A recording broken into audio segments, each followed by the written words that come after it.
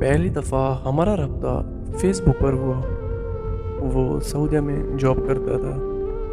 उसे पता था कि मैं माज़ूर लड़की हूँ। उसने कहा कि वो मुझसे अल्लाह की रज़ा के लिए शादी करना चाहता है। मैं उसकी बातों में नहीं आना चाहती थी, क्योंकि मुझे पता था कि मुझ जैसी माज़ूर लड़कियों से कोई शादी भला कैसे कर सकता है। लेकिन मैं फिर भी उसकी बातों में आ गई और उसके साथ शादी के ख्वाब सजाने लगी। उसने कहा कि वो पाकिस्तान वापस आते ही मुझसे शादी कर लेगा। हम दिन रात एक दूसरे से कॉल पर बातें करने लगे।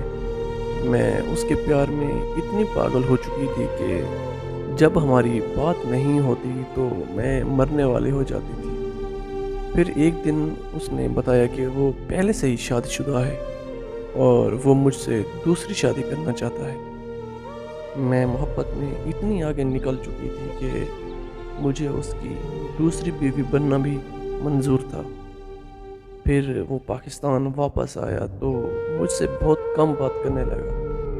मैं जब भी शादी की बात करती तो वो बात को टाल देता।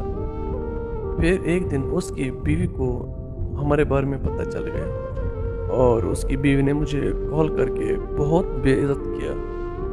मैंने उसे कुछ नहीं कहा। फिर वो बदल गया। उसने मुझे हर जगह से बुला कर दिया। मैं रोती रही और पूछती रही कि आखिर मेरा कसूर क्या है, क्यों मुझे ऐसे पागल करके छोड़ रहे हो। लेकिन उसने मेरी किसी बात का जवाब नहीं दिया। आज मैं एक जिंदा लाश बनकर रह गई हूँ। लगता है कि हम जैसे माजूर लोगों को इस दुनिया में जीने का कोई हक नहीं।